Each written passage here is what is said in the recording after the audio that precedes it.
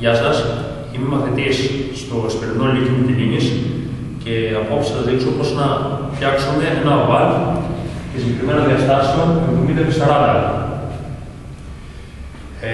Έχω ζωγραφίσει εδώ πάνω στην γυψανίδα το ορθοκατοικικό σύστημα αξώνων, ένα σταυρό δηλαδή, και τα εργαλεία που θα χρησιμοποιήσουμε, θα χρειαστούμε είναι 1 μέτρο, ένα σφυρί, μία παρτσέτα, σπάκο, μαρκαδόρο και μερικά καρφιά.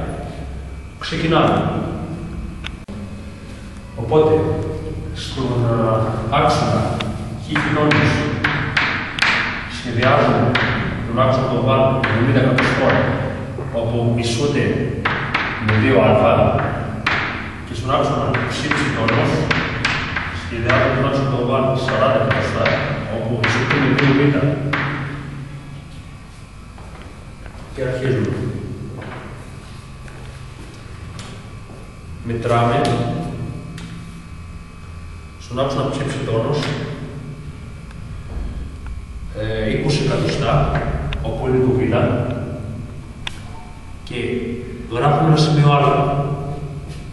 Είναι εδώ. Λοιπόν, από το σημείο α μετράμε 35 εκατοστά, όπου είναι το α, επάνω στον χ-τόνος άξονα, και διαγράφουμε ένα σημάδι.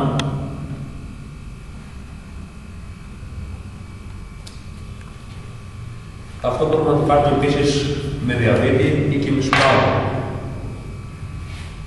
Κατά αυτόν τον τρόπο. Έχουμε τα 35 εκατοστά. Το σημείο α είναι το 20 και μετράμε εδώ. Το ίδιο εδώ, το ίδιο πράγμα.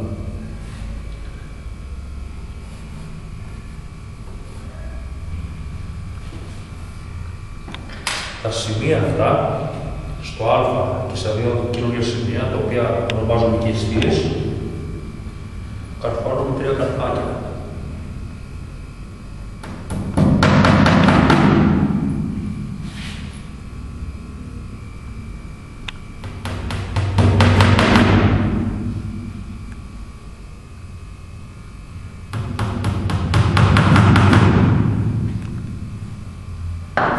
Παίρνουμε ένα σπάγκο,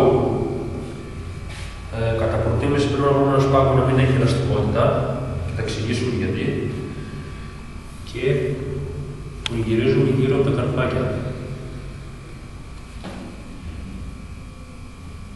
Και του μένουμε.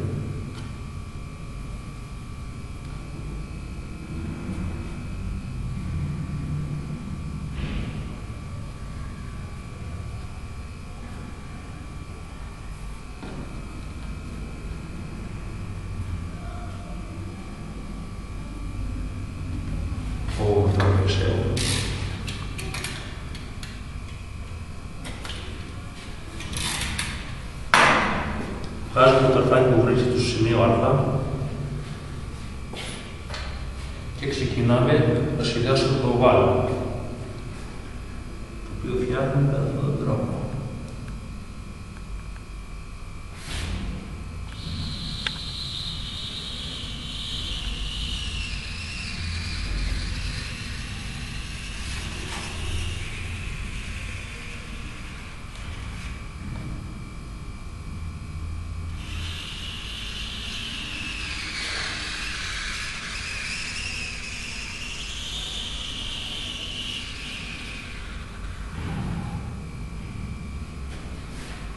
Αν δεν μας βγουν ακριβώς στα σημεία που έχουμε διαγράψει, φταίει ο σπάγος του στο χέρι. Γι' αυτό θέλουμε ένα σπάγο χωρίς ελαστικότητα. Και αυτό είναι το οβάλ μας. Η έλλειψή μας είναι 35 συν 35, Ιωάννου δηλαδή, επί μας κάνει 70 και επί 40. Ο τύπος της έλλειψης είναι χ τετράγωνο προς α τετράγωνο συν ψ τετράγωνο προς β τετράγωνο ισούται με 1.